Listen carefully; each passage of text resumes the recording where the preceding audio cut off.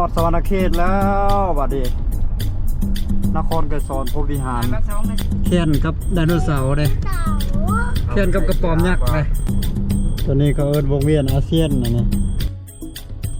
ที่วงเวียนกระบอกใหญ่นี่สวนสนุกเด็กอีกได้นี่เป็นบอลลินอันนี้ขายขนมขายอย่างอยู่นี่เอาแข่งหน่อยใดก็ได้พอจะมีน้ำหลายๆเนี่ยนิดนึงไปที่มาสวรรณเขตอยากจะมาออกกำลังกายฟรีเกี่ยวมาออกกำลังกายอยู่นี่เด้อมีบอลลินหลายอันนี่ย่างออกกำลังกายบางคนก็มานั่งพักผ่อนหย่อนอารมณ์มานั่งดื่มน้ำดื่มในบางทีเขาอาจจะข้าไปฝั่งมุกดาหารไปเมืองมุกดาหารก่อนบ่เจอ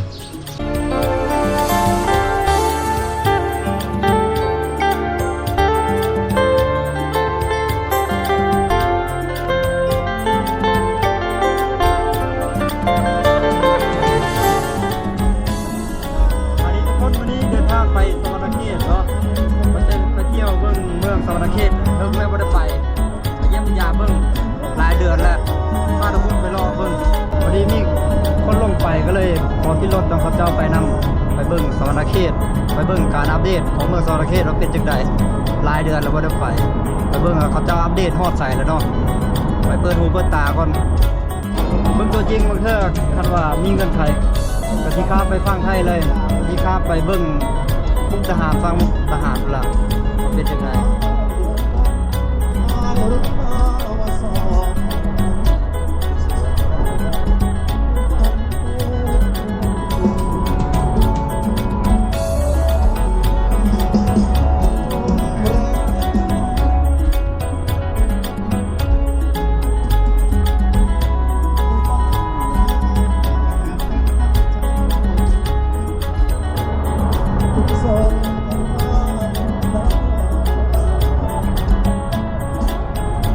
ตอนนี้เดินทางฮอดเมืองพินจากนี้หาสวรรณเขตก็ยังอีกประมาณ106กิโลเมตรจากเมืองเซโปนหาสวรรณเขตประมาณ192กิโลเมตร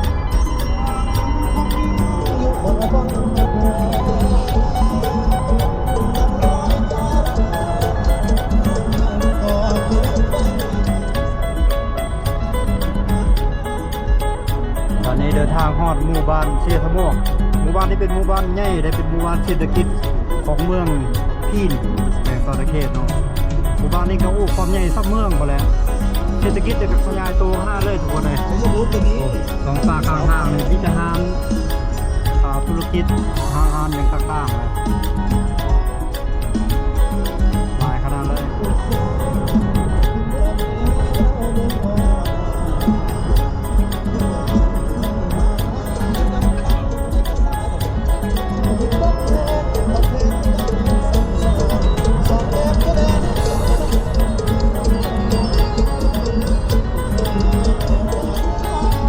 เมืองพลานชัยมีประมาณ100 กิโลเมตรสวรรณเขตพวกหน้าเมืองพลานชัยหน้าเขามีน้ำเลยโอ้ฝนตกน้อยเดียวน้ำเต็มเลย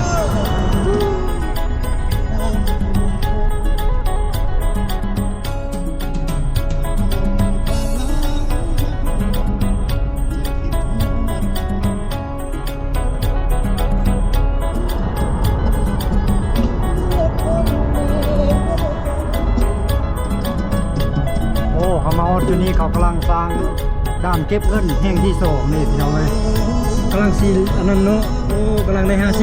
อกาสกาแฟที่มั่งกว้างเลยตอนนี้เดินทางฮอดเมืองโดงเห็นหรือว่าเมืองอัศวรทองจากนี้สวรรณเขตกับโบไกไปเลยวันนี้มีประมาณ 50-60 กิโลเมตรต่อฮอดละโดงเห็นโอ้รถลาย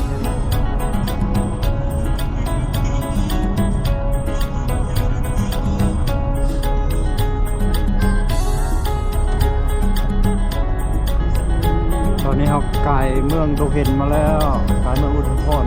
กลเมืองอัศวรทองมาแล้ว อีกประมาณ50 กิโลเมตรจะฮอดละพอเซโนเมืองอุทุมพรโอ้ภาพเด็ดใหม่เนาะบ่นี้เนาะ3 แยกก็เป็น2 แยกแยกหนึ่งไปทางสวรรค์แยกหนึ่งไปทางเวียงจันทร์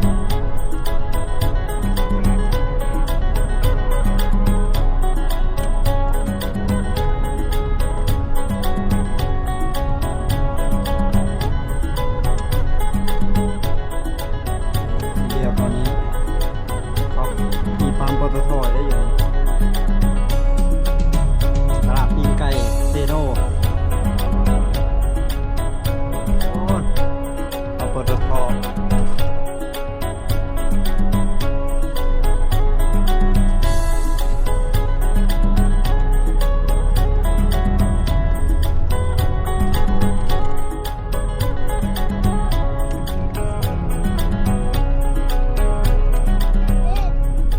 ปั๊มน้ำมัน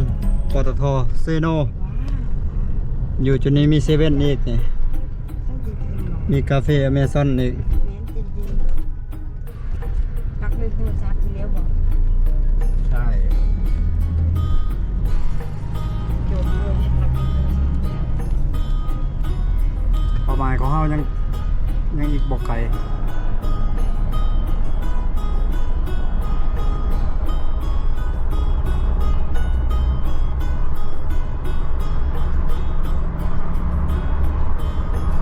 กายเซโนออกมาแล้วบาทนี้ แสนบาทปัก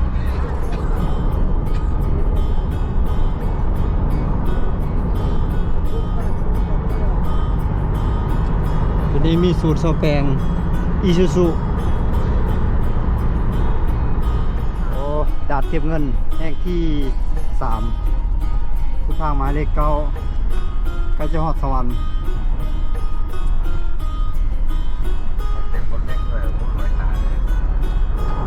ปลาไม่ซักปลาตัวกวางใหญ่ขนาดปลาไม่ซักนะปลาไม่ซักทองกายชิโนมาไก่เติบใกล้จะเข้าสู่สอนเขตตัวเมืองสอนเขตเลยแต่นี่ฟาร์มซ้ายมือโอ้เป็นปลาดงใหญ่เลยเกี่ยวปุ๊บ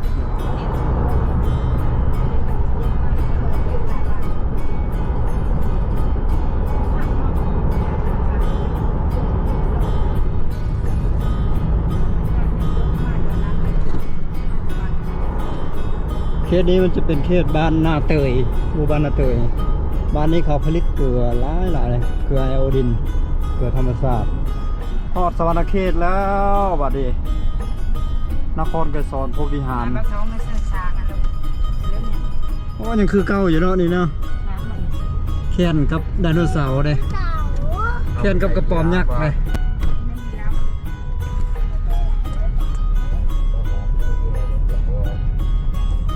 ไม่มีแล้วงามคือเก่า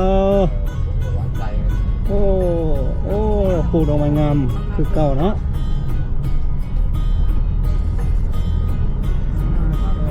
โอ้ทางนี่มีหลายเลนนี่มีมันเป็นหกเลนเนาะ6 เลนน้อยอันนี้6 เลนน้อยทุกวัน6 เลนใหญ่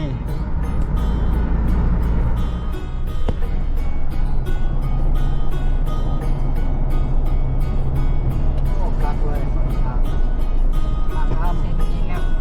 เคย2 เส้นน้ำแล้วเนี่ยเส้นไปตรงเราไฟไฮโซนะไฟไฮโซเนาะ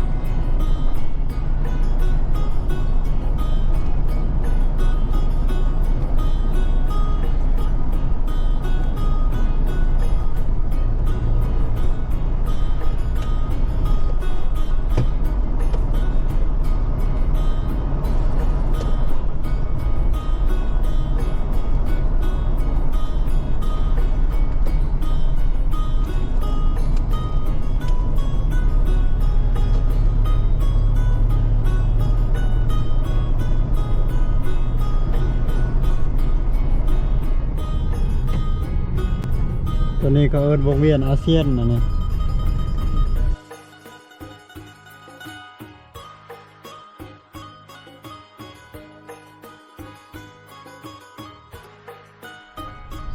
ที่วงเวียนกระบอกใหญ่อันนี้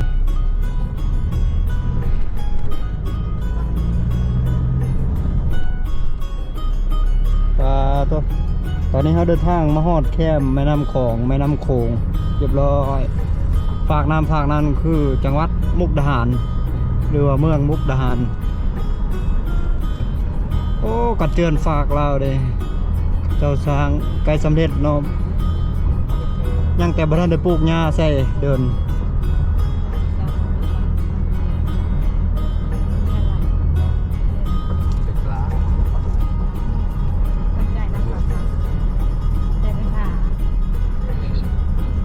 เส้นทางเลาะแม่น้ำโขงโอ้ดอนกลางน้ำนี่ก็กว้างใหญ่ยาวเลยเนาะเดี๋ยวนี้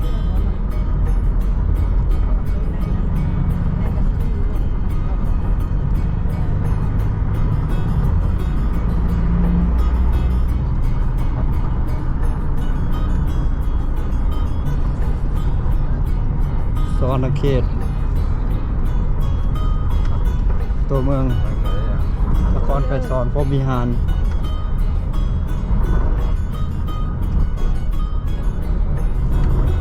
โอ้ลงมาเลาะเบิ่งโอ้อากาศเย็นดีมื้อนี้นี่แถวนี้จะมีสวนสนุกเด็กอีกได้นี่เป็นบ่อลิ้นอันนี้ขายขนมขายอย่างอยู่นี่ขายน้ำมีอย่างครบอยู่นี่เนาะอ๋อมะพร้าวย่างบ่มะพร้าวพายเนี่ยนะจากมากจากใด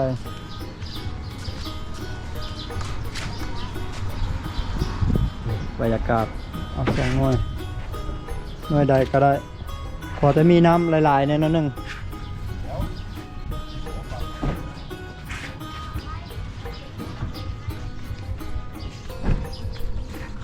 ซองเบิ่งอย่างนี้ก่อนโอ้ยาเขียวแล้วอยู่เนาะยาเขียวแล้วช่วงเทศกาลบุญออกพรรษานี่แถวนี้คนเต็มเลยจุดบุญคนบนสีย่างหมดแล้วแถวนี้นี่วันที่จะมีบนออกกำลังกายอีกด้วยนี่ไปที่มาสวรรณเขตอยากจะมาออกกำลังกายฟรีเดี๋ยวมาออกกำลังกายอย่างนี้เดิมมีบอลลิ้นลายอันนี้มีแนวออกกำลังกายหลายชนิดหลายรูปแบบพูด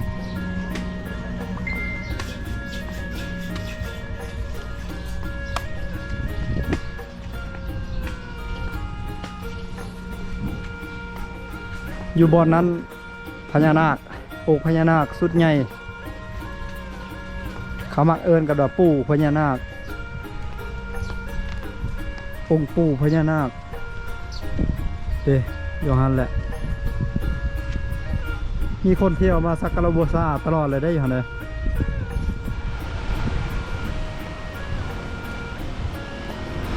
ต่อไปเบิ่งพญานาค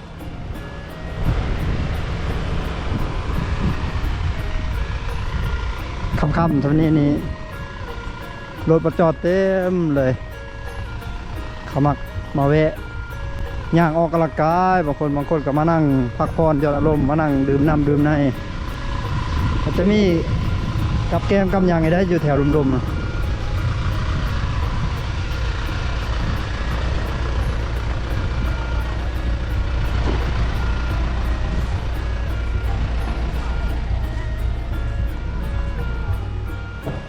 นี่จุดนี้ก็มี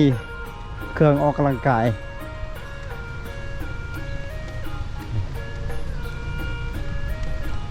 จุดนี้จุดบริการเบิกดวงเบิกโชคก็ได้แล้วอยู่นี่เลยมีเสียงซี่บริการดอกไม้ทูบเทียน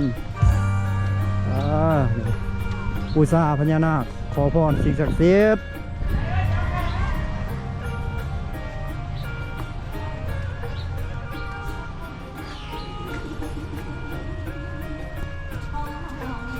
แสดงว่าคนมาสักการะบูชาหลายขนาดเลยเนี่ยเห็นบ่เต็มเลย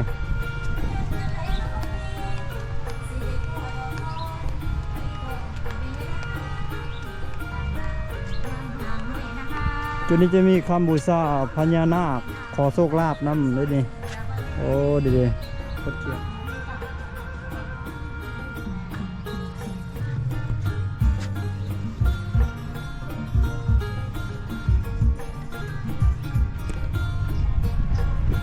แม่น้ำคลองแม่น้ำโขงกว้างใหญ่อันนี้บุ้งเพิ่นเฮ็ดยังอะไรเนี่ยจุดหอคอยสังเกตน้ำบ่หอควบคุมระดับน้ำที่ตามระดับน้ำบ่ประมาณนั้นสะอาดงามตาคักอะไรโอ้ยาวประมาณ2 กิโลเมตร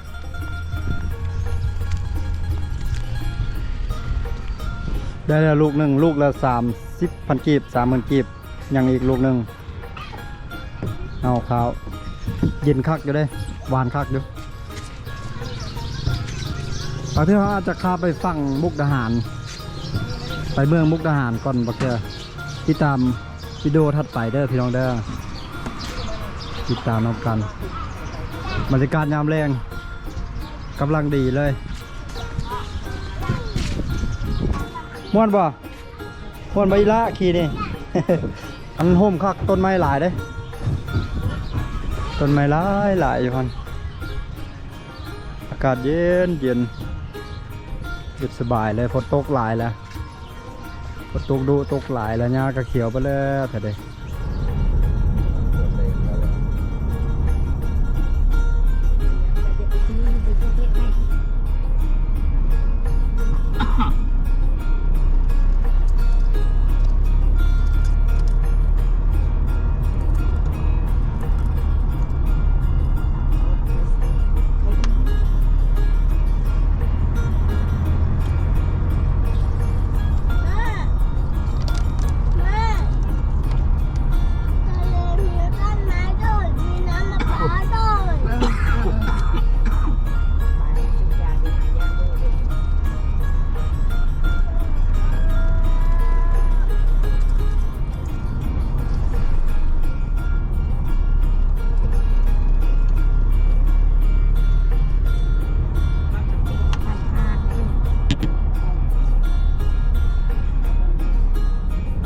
องมังยังยืนคือเก่าอยู่เนาะคิวรถเมล์สวรรณเขต